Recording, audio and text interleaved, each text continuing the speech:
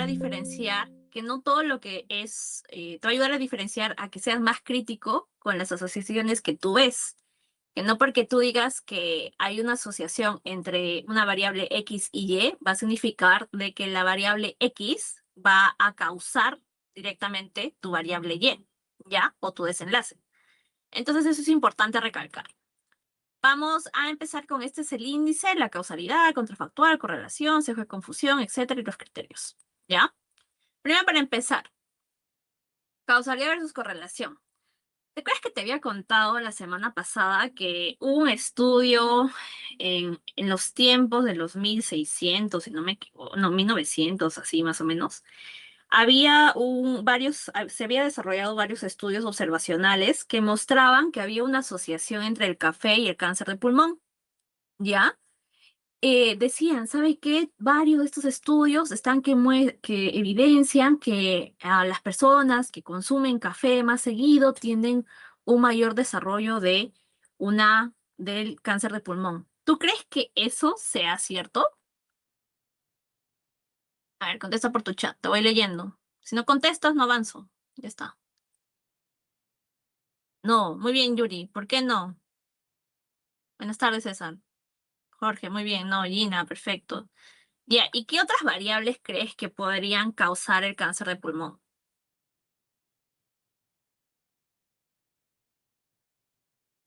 Fumar, claro, fumar es una variable, ¿no? Tabaco. Claro, mucha gente toma café mientras fuma, ¿no? Muy bien, el consumo, el tabaco, el entorno, la genética también, claro, genética también puede ser un factor. Perfecto. Entonces, ¿el café sería una causa de cáncer de pulmón? Pues ya varios me han dicho no. Entonces, ahí es donde que me dices tabaco, ¿no? Y comienza a presentarse esto, el tabaco.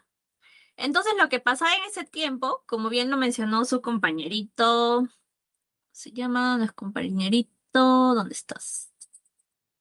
Ay, Dios. Tu compañerito Jorge menciona lo siguiente, no, doctora, mire, no, porque mucha gente tomaba café mientras fuma. Perfecto, Jorge. Porque en ese tiempo los fumadores tomaban mayor café mientras fumaban para mantenerse despiertos. Entonces, acá como tú llegas a observar, el café parece estar asociado al cáncer del pulmón. Sin embargo, esto es una asociación espuria, ¿ya? Es una asociación espuria creada justamente por el sesgo de confusión, en donde acá lo que vas a llegar a ver es que la asociación espuria es netamente una asociación que se ha encontrado o que se ha visto que simplemente no es una asociación que no debería haber existido, ¿ya? Entonces, y justamente el tabaco estaría actuando como tu variable confusora en este caso. Entonces, el tabaco está asociado al mayor consumo de café y el tabaco está asociado al mayor consumo pero al mayor desarrollo de cáncer de pulmón. ¿Ya? Sigamos. Entonces, ese es como que el tabaco nos llega a causar el cáncer de pulmón, pero y esto es como que y acá definimos exactamente una asociación espuria, ¿no? En la cual el café no era el principal causante del cáncer de pulmón, sino lo que estaba haciendo era presentar una asociación que no era la adecuada. Y la variable confusoria que estaba haciendo que esta asociación estuviera presente era el tabaco, ¿ya? Entonces, ¿con eso a qué llegamos? Doctora, entiendo que ahora me está diciendo de que una asociación, netamente, no va a ser, no necesariamente va a definir la causalidad. Y sí, muy bien. Perfecto, estimado alumno. ¿Por qué? Porque justamente una correlación, perdón, es justamente una asociación, si una prueba de relación causal. Es cuando dos variables se ven asociadas o relacionadas, pero eso no significa de que una variable va a ser la causa de la otra. Y la causalidad es cuando necesariamente un factor va a provocar directamente un efecto. Entonces, tú puedes decir, ¿no? Como que la correlación son dos cosas que ocurren juntas, ¿ya? Pero que no, una de ellas no es la causa de la otra. Sin embargo, la causalidad es cuando un factor llega a causar directamente el desenlace. Entonces, siempre hay que investigar y evaluar y recordar más que todo que la correlación no va a implicar una causalidad y de la misma forma tenemos que saber y debemos investigar si es que hay un factor de confusión que esté ocasionando o distorsionando esa asociación, ¿ok? Ya. Por eso, a ver, ¿quién me lee esta? Ya, yo les voy a leer, ¿ya? Dice, alguien me envió un email anónimo a través de un link con un artículo que decía los peores jefes del mundo. Y el jefe le dice, ¿no? Estimado jefe, acá le dice. Y le reclama este jefe a su empleado y le dice, recibo cada uno de estos emails cada vez que tú te vas de tu cubículo. ¿No crees que yo notaría la correlación? Ahí te dice. Y acá aparece una personita, ¿no? Y te dice, ¿sabes qué? Acá estás tú todo pillo y te dice, ¿sabes qué? La correlación no implica la causa, ¿no? O la causalidad. ¿Por qué? Porque justamente acá el jefe está que llega a observar una correlación, pero quién es el factor confusor que está trabajando? Acá tú todo pillo, que cada vez que ves que tu compañero se va del cubículo, tú estás mandando el mensaje. ¿Ya? Entonces eso debes recordar. Tu principal eh, mensaje que debes llevar para la casa es que la confusión no va a implicar la correlación. Perdón, la asociación no va a implicar la causalidad. Entonces, ¿cómo llegamos a nosotros saber que existe un tipo, cómo llegamos a determinar específicamente qué variable exposición va a causar netamente el desenlace? Eso lo vamos a llegar a través del contrafactual, ¿ya? Entonces, el contrafactual es como que, tómalo como un mundo ideal, en donde nosotros vamos a ver qué habría pasado si es que X no hubiera ocurrido. O sea, ¿qué habría pasado si es que tu evento o tu intervención no hubiera ocurrido? ¿A qué me refiero con esto? Imagínate que tienes dos poblaciones, tu población X y tu población uno, perdón, tu población A y tu población B. A estas poblaciones no se les va a diferenciar nada. Van a ser poblaciones iguales. Misma edad, mismo nivel socioeconómico, prácticamente como si fueran gemelos, ¿ya? Y que han pasado por las mismas características de vida. Entonces, a estas dos poblaciones iguales, la única diferencia que va a ser entre estas ambas poblaciones va a ser ¿qué? Tu exposición. Entonces, vas a tener una cohorte expuesta a la exposición y una cohorte no expuesta a la exposición.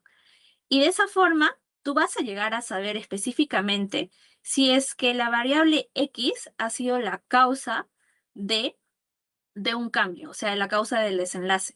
Ahí recién vas a determinar una causalidad. Pero te hago una pregunta.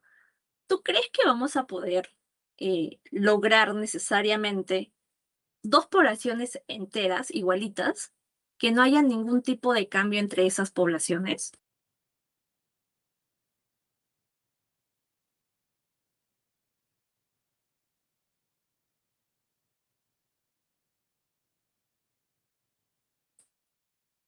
¿Aló? ¿Escuchan, chicos?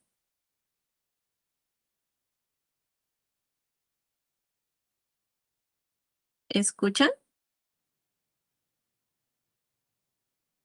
Ya. Entonces, a lo que voy es que tú crees que vamos a conseguir una población que sea netamente idéntica, ¿ya? A la otra. Es poco probable, ¿ya? Es muy complicado, etc. Claro, muy bien, Chile. Entonces, esto por eso el contrafactual es como un ideal, ¿ya? ¿Por qué? Porque es netamente improbable encontrar una población que sea totalmente igual, en la cual la única diferencia que haya habido sea tu exposición. Entonces, el contrafactual es como el ideal al cual nosotros queremos aspirar. Imagínate como tener dos universos iguales, que todo esté pasando de la misma manera y que la única diferencia que haya para ambos universos sea justamente una exposición. No sé, por ejemplo, en un universo pasó un tornado y en el otro universo no pasó un tornado. Y tú quieres ver tu variable Y, que sería tu desenlace. ¿Ya? Entonces, es un ideal en el cual la única diferencia va a ser el desenlace Y, va a ser, perdón, la exposición, y que nos va a ayudar a determinar específicamente si es que la variable X, que es tu exposición, va a causar el desenlace Y. Entonces, eso es importante. Pero doctora, ¿por qué me importa tanto el contrafactual? ¿Por qué? Porque te va a ayudar a descubrir la causalidad, te va a ayudar a saber si es que necesariamente una intervención es la causa de un desenlace. O sea, el contrafactual nos ayuda a afirmar que X, que es tu variable de exposición, va a causar Y, que es tu variable de desenlace. En el caso, ¿cómo podríamos nosotros saber, determinar específicamente si es que el café causaba cáncer de pulmón? Fácil. Hubiéramos ideado un contrafactual en el cual hubiéramos tenido una población A en un universo y una población B en otro universo, y a toda una población A le dábamos bastante café, y a toda otra población B no le dábamos café.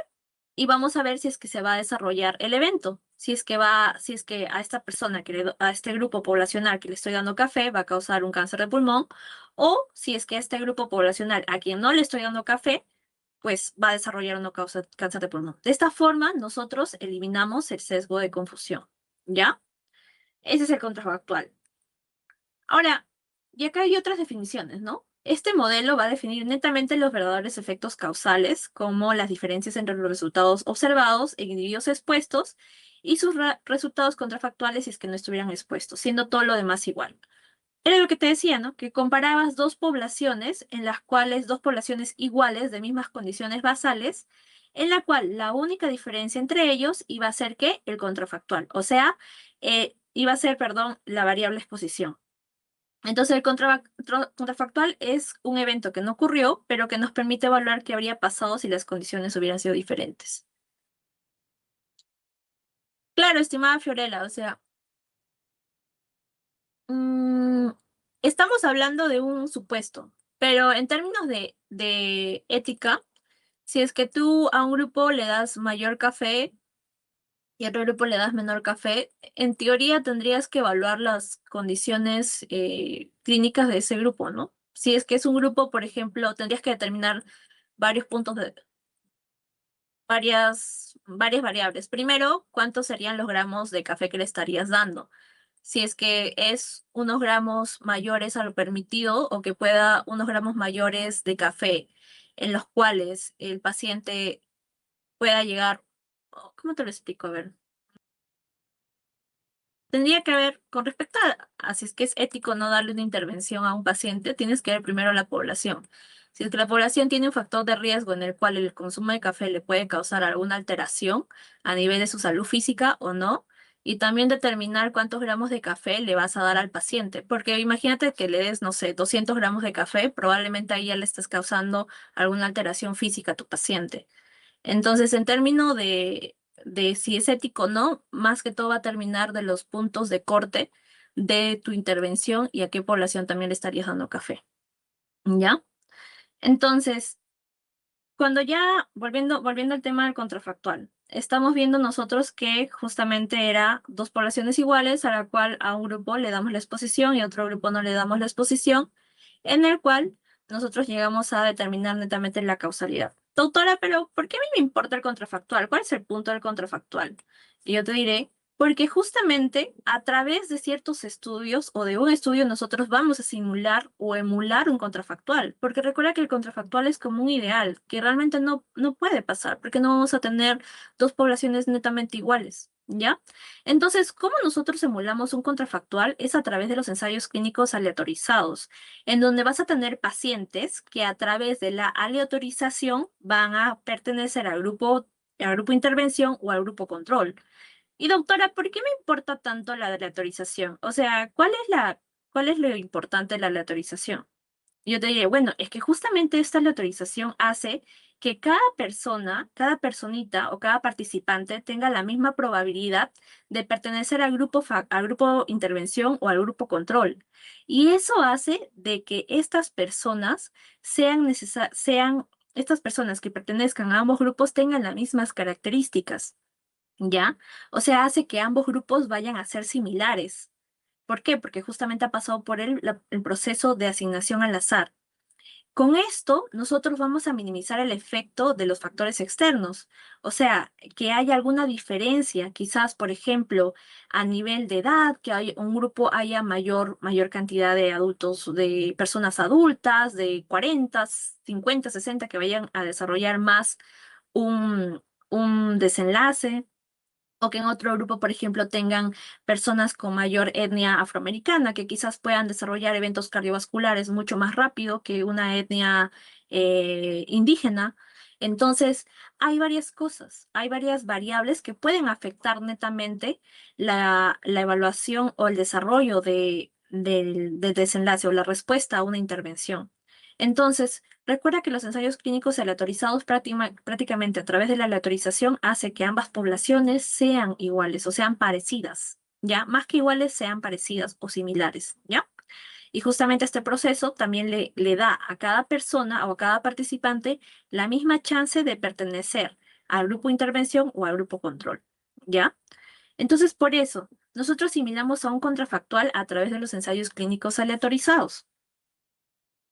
Ahora, doctora, ya entendí más o menos qué es causalidad y ya entendí que el contrafactual, pues, es como un ideal en donde la variable exposición netamente va a causar el desenlace. Y ya entendí que nosotros no podemos como que tener un contrafactual así específico. ¿Por qué? Porque es prácticamente imposible tener dos lugares igualitos. Entonces, ya entendí que los ensayos clínicos aleatorizados nos ayuda a desarrollar ese tipo de contrafactual y que también, pues, lo que hace es más que todo que ambas poblaciones sean parecidas o similares, en el cual la única diferencia sea la intervención. Entonces, doctora, pues ya entendí que eso es de que esa forma yo desarrollo o evalúo la causalidad, pero ¿y qué es la asociación? ¿O qué es la correlación? La asociación o correlación más que todo es una asociación sin prueba de relación causal. O sea, tú estás asociando dos variables en el cual la variable X va a estar asociada a la variable Y. Por ejemplo, el, el consumo de alcohol va a estar asociado al desarrollo de hipertensión arterial.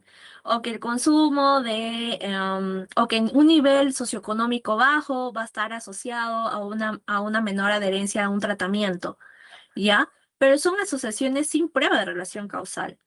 Y doctora, o sea, prácticamente te está diciendo que te está evaluando la tendencia. Yo diría, por ejemplo, si yo tengo mayor consumo de alimentos grasos o alimentos ricos en grasas trans, tengo una mayor probabilidad de tener obesidad y con ello también tener una mayor probabilidad o mayor riesgo de desarrollar quizás hipertensión o diabetes, ¿ya? Entonces, que, es el valor que toma Y para determinado valor de X. Es decir, por ejemplo, a ver, yo tengo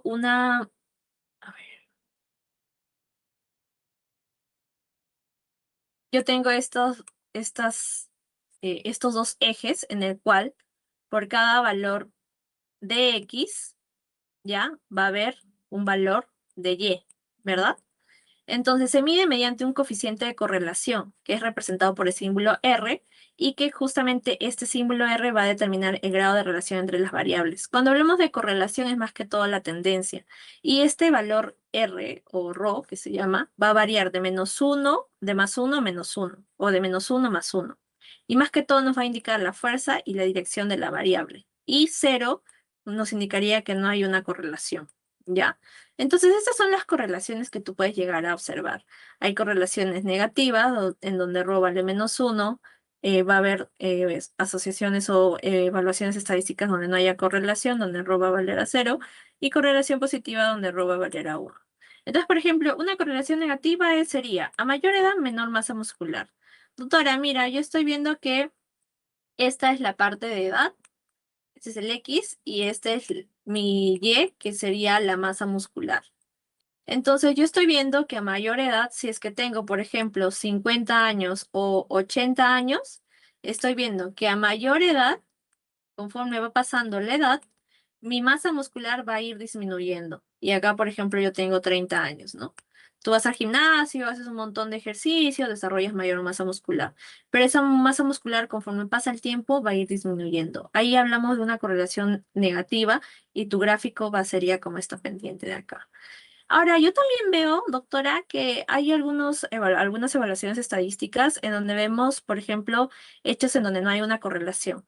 Es, por ejemplo, cuando tú llegas a ver un estudio en donde A mayor altitud, mayor presión arterial. Por ejemplo, si es que tú ves en este estudio, a mayor altitud, que sería esto, que sería altitud, y tienes acá, por ejemplo, la presión arterial, estarías viendo que no hay una pendiente en sí, o sea, no hay una pendiente de esta forma, sino que netamente vas a ver puntos presentes en el gráfico, y eso te indicaría que no hay una correlación, puesto que no estás viendo que haya un tipo de... em, un tipo de pendiente o un tipo de asociación. No te dice, ¿sabes qué, doctora? A mayor altitud encuentro mayor presión arterial. No, sino que hay diferentes puntos o diferentes valores para la presión arterial.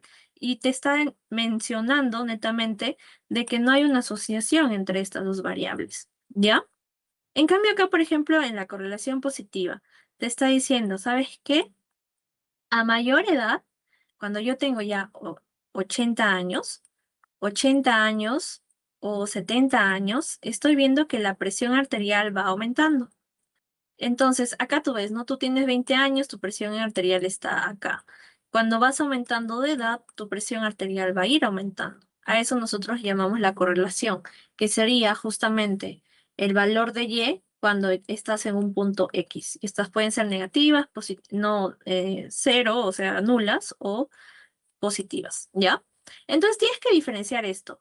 Esto es como un símil a la asociación. No necesariamente es igual a la asociación, pero te está tratando de que tú entiendas cómo sería o cómo se vería una asociación. Y acá tú lo que estás viendo más que todo es que un valor, ¿ya? Va a hacer que se asocie un valor de Y, va a asociarse a determinado valor de, perdón, un buen determinado valor de X se está asociando a determinado valor de Y. Pero en ningún momento tú estás especificando acá algún tipo de causalidad. Lo que estás haciendo más que todo es determinar probables valores que se puedas tener debido a, probables valores que puedas tener debido a que tu variable X es tal. ¿Ya? Entonces, eso sería más que todo la correlación. Es netamente como decir una asociación. ¿Ya? Entonces, doctora, yo ya entendí que es una confusión. Ya entendí más o menos que la causalidad no va a implicar a una correlación, que van a ser distintas, y tanto que la mismo que la asociación no va a ser lo mismo a que haya una causa o que haya causalidad entre unas variables. Ya entendí también que es el contrafactual, que sería el ideal, en el cual yo confirmaría que netamente una variable exposición fuera a causar mi desenlace. Y también ya estoy entendiendo acá que cómo simulo un contrafactual a través de los ensayos clínicos aleatorizados. Y también estoy entendiendo que la correlación es prácticamente una asociación sin prueba de una relación causal en la cual para cada valor de Y hay un determinado valor de X. Y estoy viendo que estas pueden ser positivas, negativas o incluso nulas. Entonces, doctora, ya entendí ello. Y ahora, ¿cómo voy hacia la parte de qué es una confusión? Porque yo he escuchado en gran parte de los estudios que hay un sesgo de confusión. Pues de esto estaríamos hablando y esto sería lo más importante que tú tendrías que tomar en cuenta para las evaluaciones de tus artículos científicos, ¿ya? El sesgo de confusión. ¿Por qué? Porque mira, en este caso, habíamos visto que el sesgo de confusión más que todo va a ser cuando una tercera variable, ya, como por ejemplo el tabaco, va a afectar tanto a la exposición, que es el café, como al desenlace, que es el cáncer de pulmón, creando de esta forma una asociación espuria. Entonces, ¿cuál sería la asociación espuria? Esta. En la asociación que entre mayor consumo de café hay mayor consumo de, mayor desarrollo del cáncer de pulmón. Doctora, no entiendo. A ver, mira. ¿Ves esto? Acá está tu variable exposición, ¿verdad? A ver, acá está tu variable exposición, que sería el café, que prácticamente sería tu X. Y que tú estás diciendo que acá hay una asociación en el cual el café se está asociando al cáncer de pulmón, que esta sería tu variable de desenlace, que sería Y. Entonces, cuando tú llegas a ver el tabaco va a afectar tanto el consumo de café en el sentido que habías visto, ¿no? Que a mayor consumo de tabaco, más personas iban a consumir más café para mantenerse despiertos.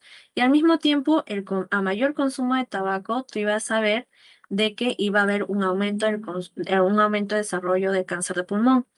Entonces, cuando está presente esta variable, esta variable confusora, que es el tabaco, vamos a ver una asociación espuria, ¿ya? O sea, una asociación que no debería haber estado. Es, por ejemplo, ¿ya? Es una variable que no debería haber estado. Entonces, ¿qué es también confusión? Ya. Una asociación espuria o exagerada. O sea, esta variable confusora va a causar que haya una asociación o se llegue a observar una asociación entre el café y el desarrollo de cáncer de pulmón. Doctor, ¿y cómo soluciono esto? ¿Cómo haría cuando ¿cómo haría para controlar el sesgo de confusión? Yo te diría, ¿sabes qué? ¿Cómo lo podrías controlar? Quizás número uno, a través de la aleatorización. Número dos, a través de ajustar ajustar el consumo de tabaco en los análisis estadísticos.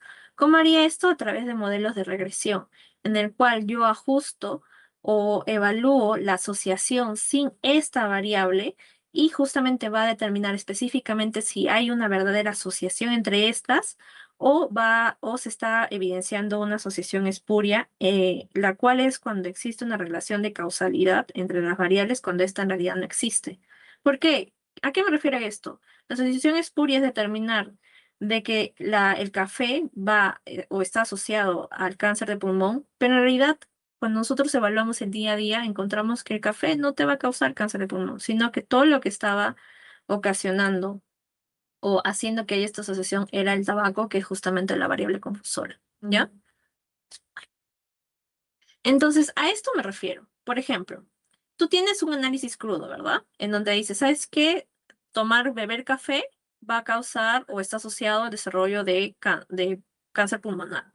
Sin embargo, tú haces un análisis estratificado o quizás haces un análisis de regresión ajustando la variable de fumar o no fumar y vas a encontrar esto que en los que fuman y consumen café hay una asociación altamente significativa para el desarrollo de cáncer, pero en los que no fuman y consumen café no hay una asociación para el desarrollo de cáncer y justamente esa sería una asociación espuria.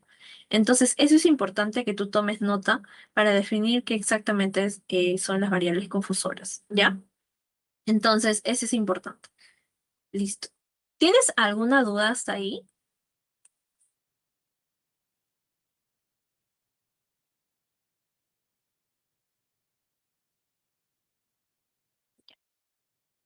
Entonces, sigamos. Ahora, doctora, yo sé que es el sesgo de confusión y ya más o menos estoy entendiendo que es una tercera variable, ¿ya? Que va a estar asociada a la variable exposición y a la variable desenlace, pero que no está dentro del camino causal, ¿ya? Que sería el camino causal, se refiere al camino en donde la variable exposición va a desarrollar o va a estar asociada con la variable desenlace, ¿ya? Entonces yo entiendo que esta es una variable confusora que va a causar una asociación, que al no ser ajustada se va a ver que va a haber una asociación espuria entre el consumo de café y el cáncer de pulmón.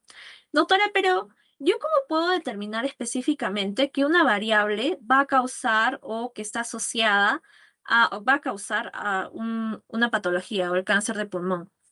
¿Cómo lo evaluamos esto? Esto lo vamos a evaluar a través de unos criterios. Están los famosos criterios de Bradford y Hills, ¿ya?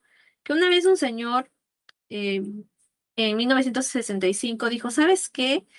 Se habían encontrado con este problema, con esta problemática, ¿no? ¿Cómo vamos a nosotros realmente a demostrar el vínculo entre el tabaquismo y el cáncer de pulmón? Lo que hicieron más que todo fueron desarrollar 9 ítems que evaluaban la asociación y te ayudaban a determinar si es que esa asociación podría estar relacionada a una causalidad.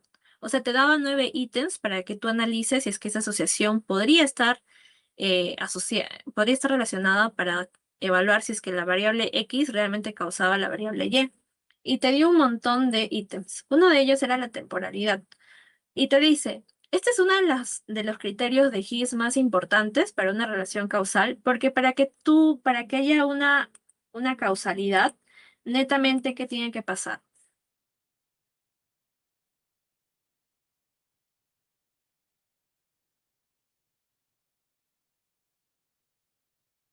Para que haya una causalidad, tiene que primero estar la causa, ¿verdad?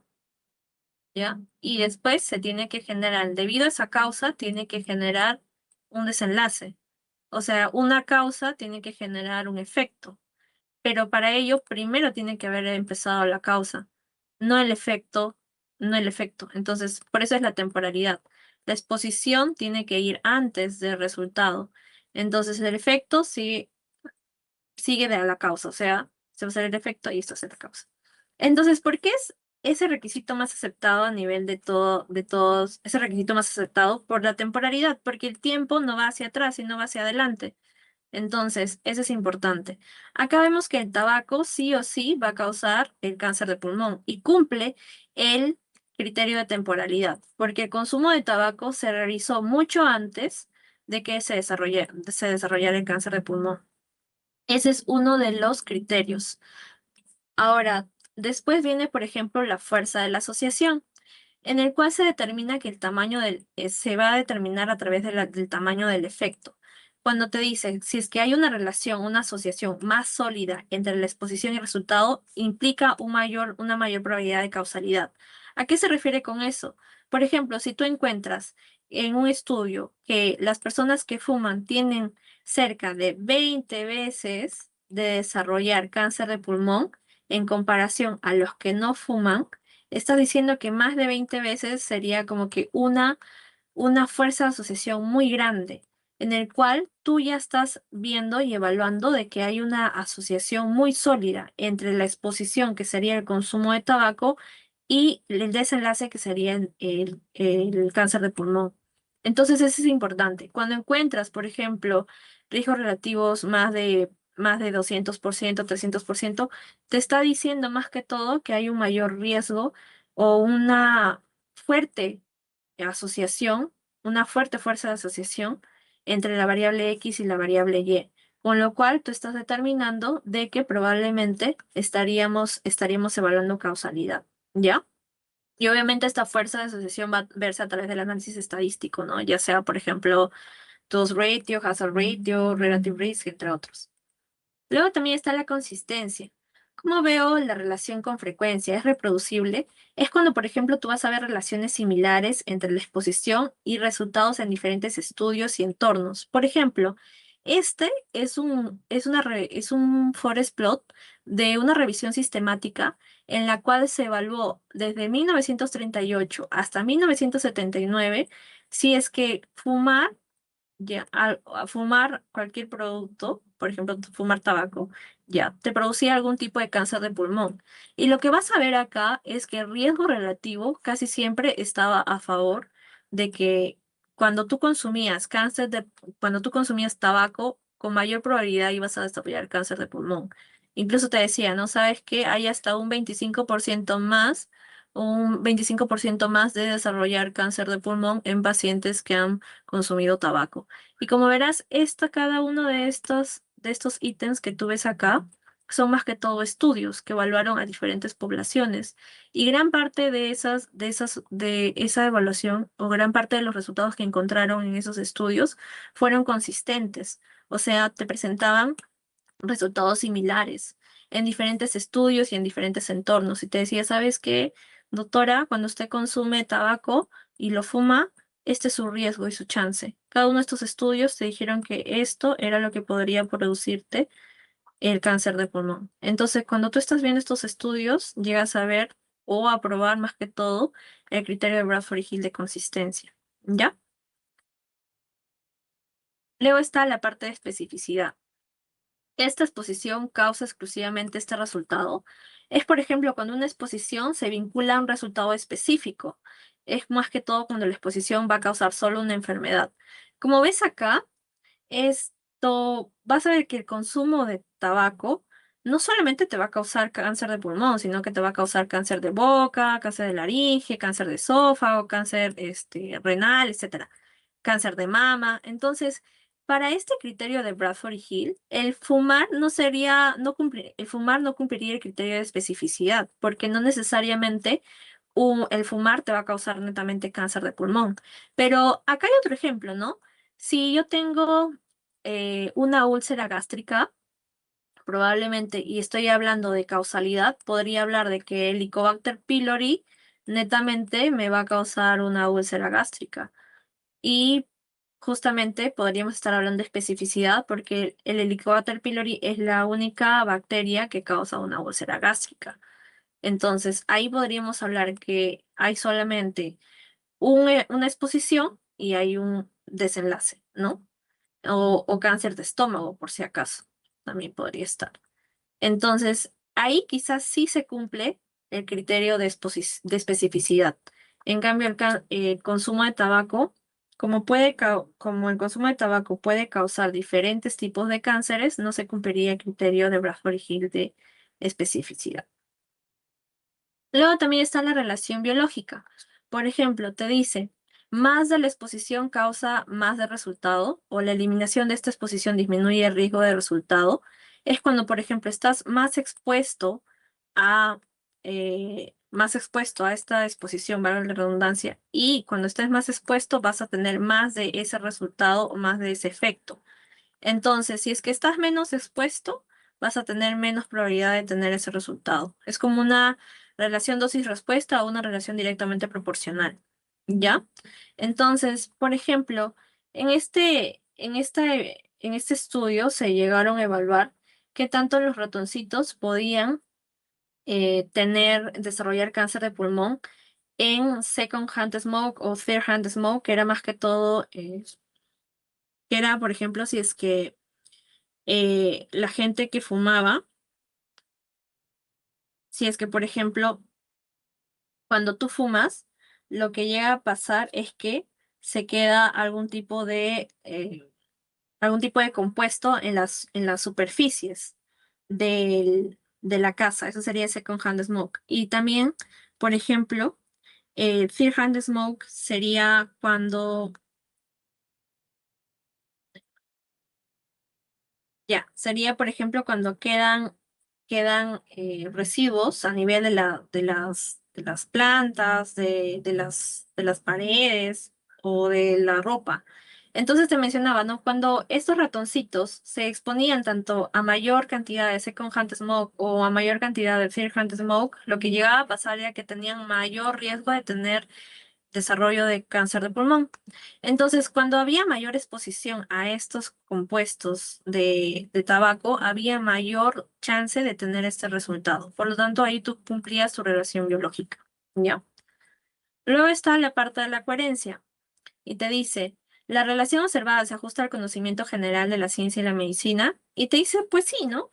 Por ejemplo, este estudio en el cual se evaluó la presencia de cáncer de pulmón en second hand smoke y third hand smoke, en el cual estos ratoncitos no necesariamente fumaban, ¿ya? Sino que estaban expuestos a los componentes de la nicotina a través de los residuos químicos que se quedaban en la ropa o en los muebles o en las paredes, llegaban a ver que seguían, que estos ratoncitos que tenían esa exposición igual iban a desarrollar cáncer de pulmón.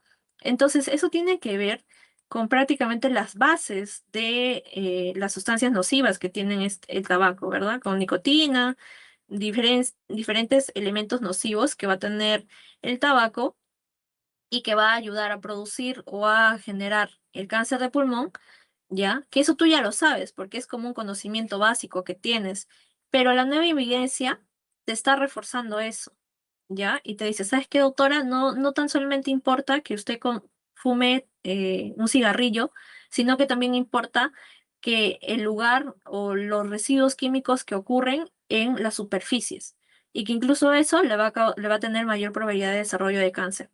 Entonces, ¿sabes qué? La nueva evidencia me está diciendo que sí, ciertamente estos residuos químicos del cigarrillo van a causar el desarrollo de cáncer, ¿ya? Luego está la parte de experimento. Y te menciona, ¿no? Puedo realizar un experimento controlado aleatorio en humanos o animales para ver si es que esa exposición va a causar ese desenlace. Y es justamente lo que hacen acá, ¿no? A estos, ya.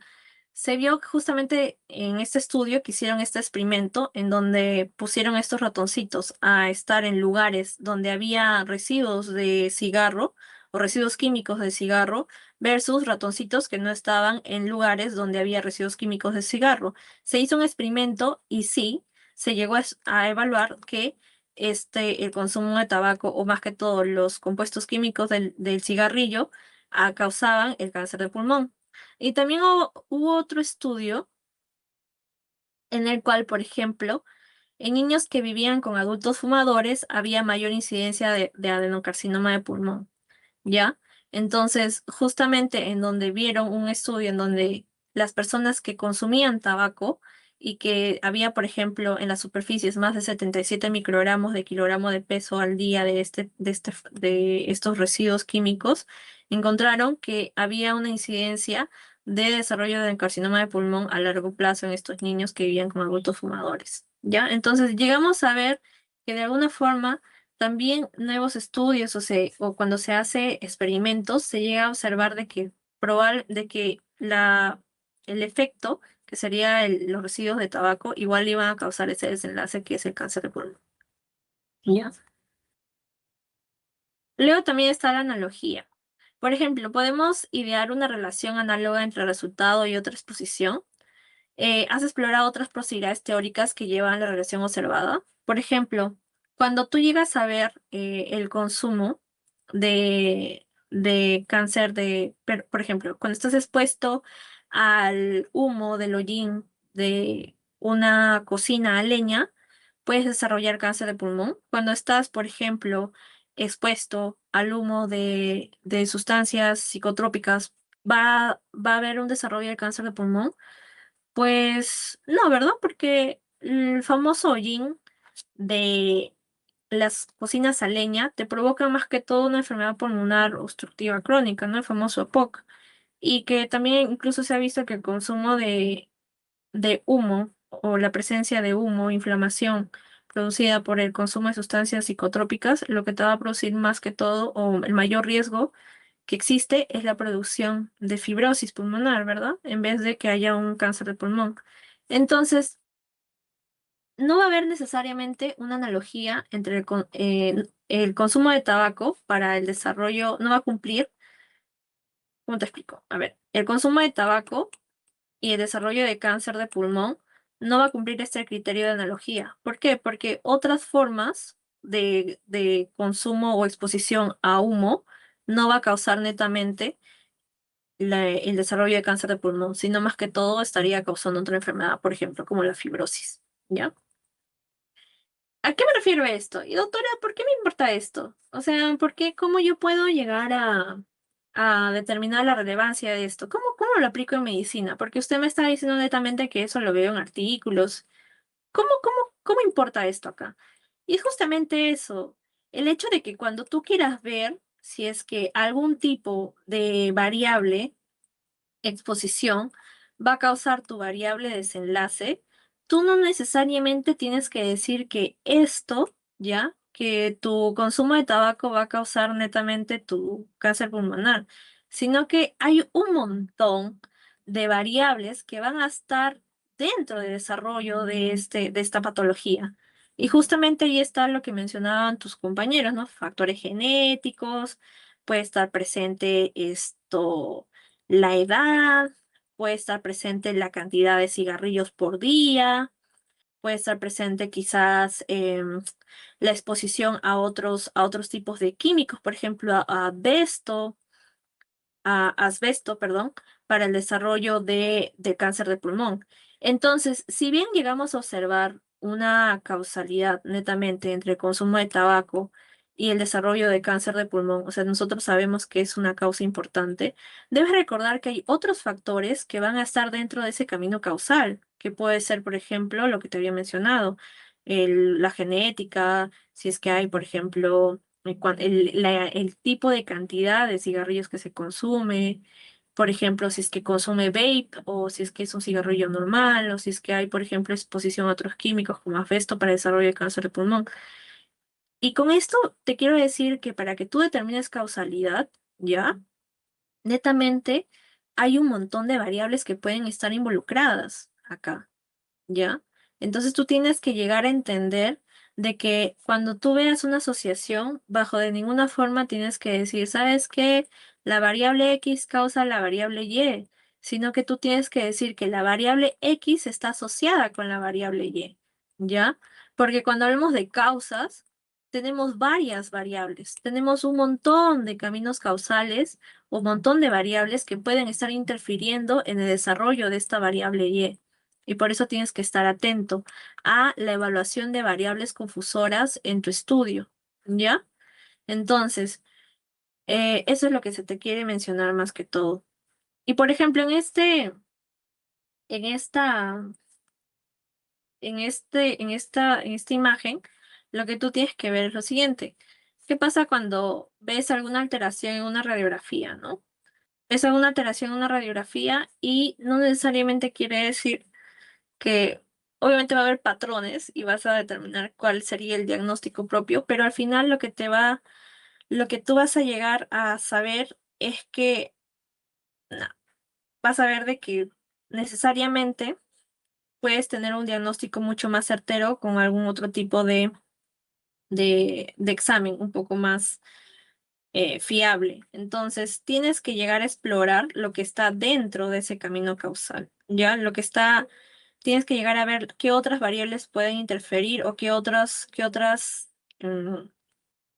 otras variables pueden llegar a afectar la asociación que tú encuentres, ¿ok? Entonces, ¿a qué me refiero con que correlación no implica causalidad? Esto también se llega a evidenciar a través de la forma en cómo nosotros nos expresamos. Por ejemplo, cuando nosotros decimos, ¿sabes qué? Eh, Al consumo de mayor consumo de verduras, vemos que mejora o disminuye la hipertensión, o mejora la hipertensión, disminuye la hipertensión. No podríamos decir eso porque hay un montón de variables implicadas entre el consumo de, entre el consumo de alimentación sana y el desarrollo, ¿no? De la hipertensión. No necesariamente estamos hablando de que mejora o empeora, porque esos son verbos que nosotros estaríamos atribuyendo a una causalidad neta. Lo que sí podríamos decir es que podría mejorar o podría empeorar. Entonces podríamos decir, ¿sabes qué? Estimado paciente, cuando usted consume mayor cantidad de verduras, se puede mejorar, se puede disminuir el factor de riesgo de desarrollar hipertensión arterial. Con ello estamos netamente atribuyendo a que hay otras variables que van a afectar a la disminución o no, a la disminución o no del riesgo de desarrollar hipertensión arterial, ¿ya? Entonces estamos tratando de incluir dentro de nuestro lenguaje la forma correcta de poder expresarnos en incluso cuando hablamos con nuestros pacientes o incluso cuando redactamos nuestros artículos. Porque, ¿qué pasamos si es que decimos netamente... No sé, ¿sabes qué, doctora? El consumo de, de alimentos grasos va a ocasionar que usted tenga diabetes. Si bien hay una asociación muy fuerte para ello, no necesariamente va a ser la única causa para el desarrollo de diabetes, sino que ahí interfieren otras variables, ya sea, por ejemplo, la parte del consumo de alcohol, ya sea, por ejemplo, el consumo perdón, los factores genéticos, si es que el familiar de tu paciente ha tenido diabetes anteriormente, puede estar también, por ejemplo, si es que has tenido una pancreatitis, alguna enfermedad concomitante. Entonces, no necesariamente el hecho de que tú consumas mayores alimentos grasos, va a causar netamente una presencia de una enfermedad, o sea, de diabetes, sino que lo que tienes que decir es que el consumo de alimentos grasos aumenta o podría mejorar o podría empeorar o podría aumentar el desarrollo de diabetes, ¿ya? Entonces, por eso que tú tienes que tener en cuenta ello. Tienes que desconfiar si es que lees que algo funciona porque se asocia con un beneficio o perjuicio, ¿ya? Siempre tienes que evaluar ello, porque no todo, y eso también te sirve para la redacción de tus artículos científicos. Entonces, también tienes que preguntarte si es que hay otros factores que expliquen una asociación o una correlación entre dos variables. Y sería recomendable también de que trates de evaluar variables confusoras en tu estudio. Y si es que encuentras variables confusoras, esas o puedes ayudarlas a mejorar o disminuir el sesgo de confusión a través de modelos de regresión en donde ajustas esa variable para que no entre en tu análisis estadístico. O también puedes utilizar quizás aleatorización o tener criterios exactos bajo de las variables en términos de que cada variable tiene que tener una definición operacional específica, ¿ya? Y bueno, eso sería todo, chicos. Esas son las referencias bibliográficas y justamente esto, ¿no? Yo creía que la correlación implicaba la causalidad, pero luego tuve una clase de estadística y ahora no creo eso. Y la persona te dice, creo que esta clase ha ayudado. Y tú dices, bueno, puede ser. Entonces, con ello, estamos ayudando a definir necesariamente que la asociación no implica causalidad. ¿Ya? ¿Alguna pregunta, chicos, que les pueda ayudar?